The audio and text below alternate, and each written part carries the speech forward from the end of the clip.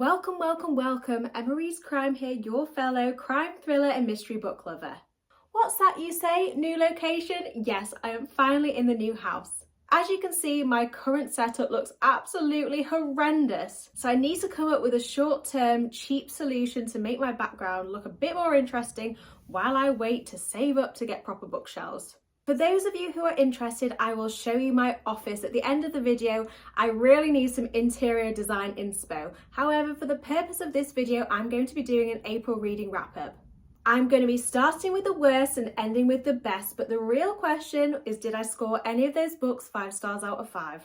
I'm going to stop waffling and get straight to it because I have got 12 books to get through.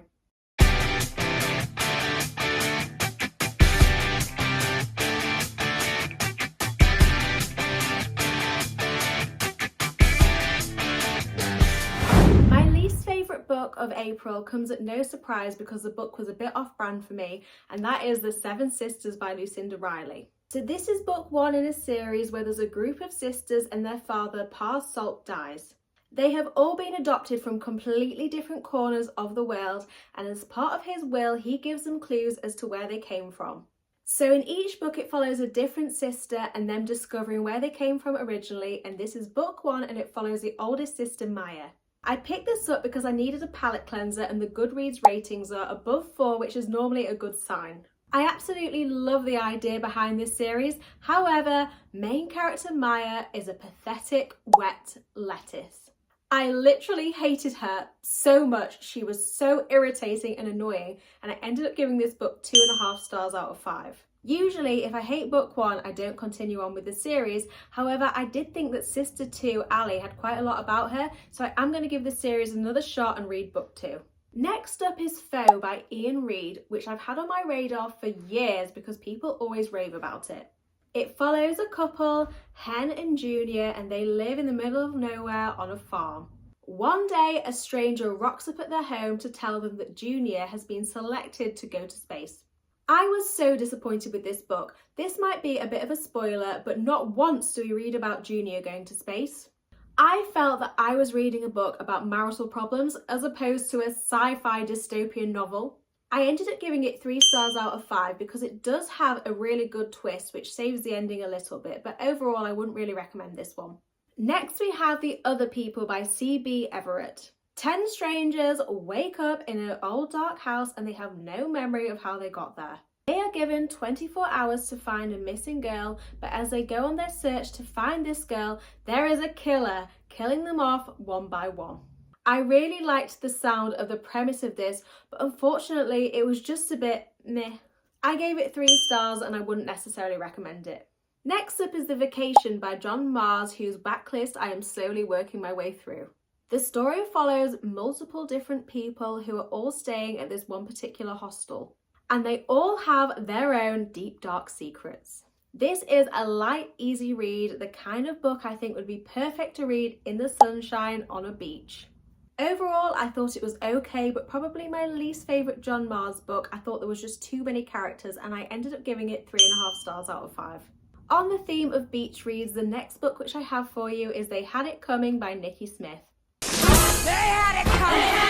They had it coming. Nate and Layla are a couple and Jude and Sophie are a couple and they've been friends for years. Nate and Layla quit their lives and moved to Bali, and then a few months later Jude and Sophie joined them. However, when they reunite, cracks start to show and somebody is out for revenge. Again, this was just a really light, easy book, perfect to read by the pool, on the beach. You don't need to use too much brain power while reading it. I'd have liked a bit more story before the 2 couples went to Bali, but overall I thought this was alright and I gave it 3.5 stars out of 5. Next up is Sick to Death by Chris Bridges. Main character Emma is sick. She is sick of being told to get over it. She is sick of being underestimated. She is sick of being the other woman. Emma is sick, just not in the way that you think. For a debut book, I thought that this was pretty decent. The first half is pretty slow, but at the midway point it does really pick up. I sort of guessed the twist, but I did like the way that the story went after said twist. I was teetering on whether to give this 3.5 stars or 4 stars, and I decided to give it 4. Next up is Lilith by Eric Ricksand. My friend Nikki sent me this book all the way from America because she believes that every single person in the world needs to read this book. And what I love about US books compared to UK books is, of course, the flop. That level of floppage made this an absolute joy to read. Elizabeth's son, Lyden, has life-changing traumatic injuries after a school shooting.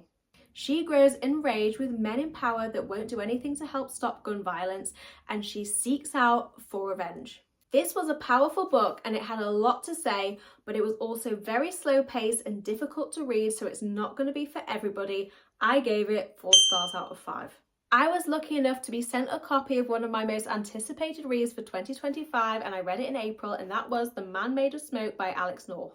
You might already be familiar with this author's work because he wrote The Whisper Man, which was obviously very, very popular. You never forget the day that you meet a serial killer, the day that you were too scared to stop them. Now, years later, your dad has gone missing, and maybe you were right to be scared. If you enjoyed The Whisper Man, then you won't be disappointed with this. It's quite slow burn, but it's cleverly written and very twisty. I gave it 4 stars out of 5. I have another debut for you, which is People Pleaser by Catriona Stewart. Maggie is an influencer and she won a very popular dating show.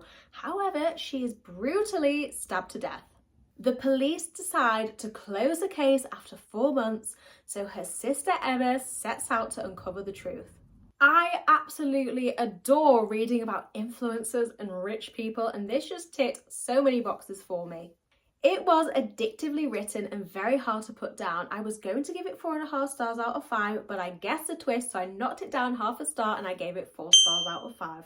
3 books to go, and we haven't even touched upon the 4.5 star out of 5 books, but don't worry, that's about to change. I gave 4.5 stars to Appetite for Innocence by Lucinda Berry. The Butterfly Garden is my all-time favourite book, and so many people have told me that I need to read Appetite for Innocence. A sex predator is kidnapping teenage girls, and he has a particular type, virgins. He keeps them captive for a while and disposes of them when they are no longer innocent. This was dark, twisted, sick, not for the faint-of-hearted, and it's now my new favourite Lucinda Berry book. I personally don't think it was as good as The Butterfly Garden, but I still thought it was a fantastic, addictive read. My second favourite book of April was Grey After Dark by Noelle W. Illey. A tragic accident sidelines Miley's goals of Olympic gold. She takes a summer job in a remote guest lodge. While training in the wilderness all alone, she is kidnapped by 2 men.